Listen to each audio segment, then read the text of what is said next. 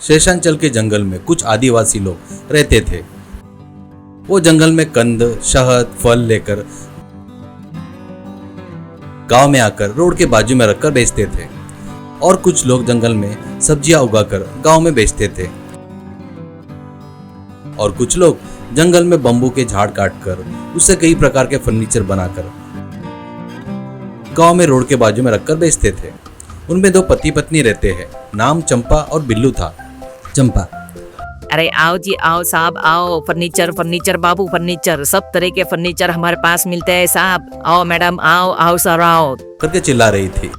बिल्लू, हाजी chair table सभी प्रकार के फर्नीचर यहाँ मिलेंगे, आओ सर आओ आओ मैडम आओ करके चिल्लाते थे। तब कुछ लोग आकर खरीद कर जाते थे।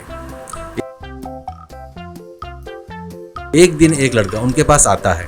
वो, क्यों दीदी अच्छे हो ना, क्यों भैया कैसे हो, कहता है तो वो दोनों बहुत खुश होते हैं। चंपा, बाबू हम आदिवासी है इसलिए सब हमें नीचा दिखा करके बात करते हैं, पर तुम अकेले ही हो जिसने हमसे प्यार से दीदी करके बुलाया, बहुत खुशी हुई बाबूजी, ऐसा कहती है।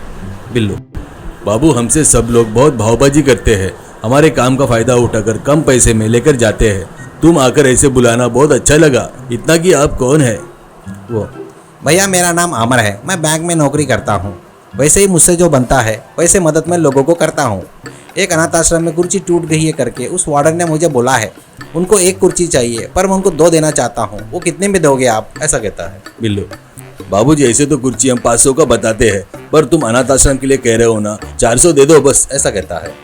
अमर, अरे वैसे किए तो तुम्हारा घाटा होगा ना, वो मुझे पसंद नहीं, 500 रुपये ही ले लो करके पैसे देकर कुर्सी लेकर चला गया। वैसे कभी कभी आकर कुछ न कुछ फर्नीचर किसके लिए खरीद कर पैसे देकर फर्नीचर ले जा रहा था।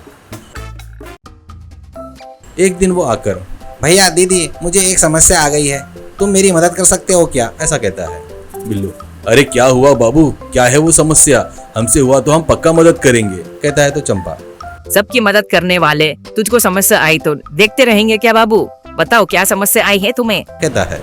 अमर, कुछ नहीं दीदी, मुझे बैंक में कुछ लोगों ने षड्यंत्र रचकर मुझे नौकरी से निकलवा दिए, मेरे परिवार को कैसे पालूं समझ में नहीं आ रहा है, इसलिए तुम ये फर्नीचर मुझे बेचे तो मैं शहर में एक दुकान में रखकर कुछ ज़्यादा पैसों में बेचकर पैसे कमाऊंगा, तुमको फर्नीचर बेचे जैसा रहेगा और मुझे भी फायदा होगा, ऐसा कहता है।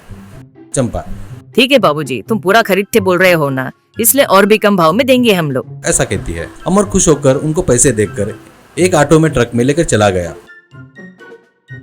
वो वैसे आता तब उनके पास से फर्नीचर खरीद कर ले जा रहा था अमर। उनका आराम से बिक जाने के कारण वो दोनों भी बहुत खुश हो रहे थे।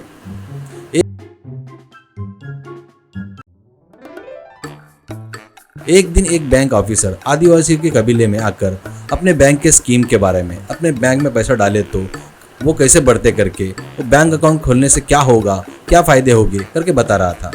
बिल्लू, सर तुम्हारे बैंक में अमर करके एक जन को काम पर से निकाल दिए ना सर, वो बहुत गलत है सर, वो लड़का बहुत अच्छा है सर, ऐसा कहते हैं।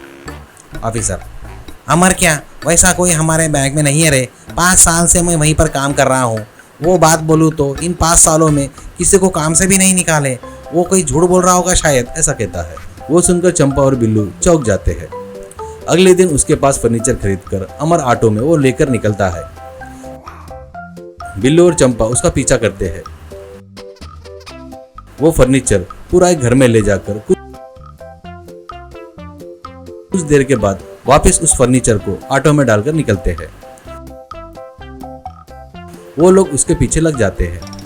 रास्ते में पुलिस चेक पोस्ट आता है। ये लोग उसको देख रहे थे। पुलिस वाले उसके फर्नीचर को चेक करके गेट उठाते हैं। ऑटो चले जाता है। वो लोग फिर से ऑटो के पीछे लग जाते हैं। ऑटो शहर में एक जगह पर रुकता है। तभी और एक ऑटो में से कुछ लोग आकर वो फर्नीचर उतार कर बड़े बड़े नोट के बंडल उनको देकर चले गए।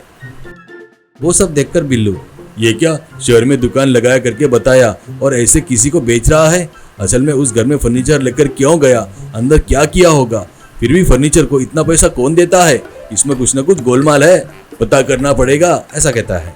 चंपा, ये क्या, इसमें अपन फंसने वाले हैं जैसा लग रहा है, हम लोग क्यों पता करना, पुलिस वाले ही वो काम करेंगे, अपन क्यों फालतू में फंसेंगे, चलो पुलिस स्टेशन में जाकर बताएंगे, ऐसा कहते हैं। दोनों लोग पुलिस स्टेशन में जाकर वहाँ पर एसआई को जो हुआ सो पूरा बताते हैं।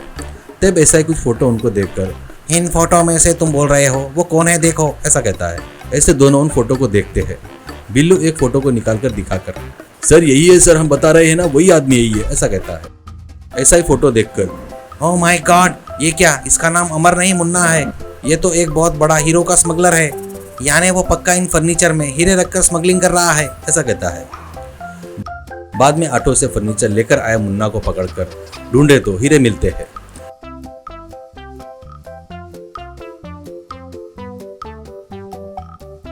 ऐसे वो जेल में जाता है।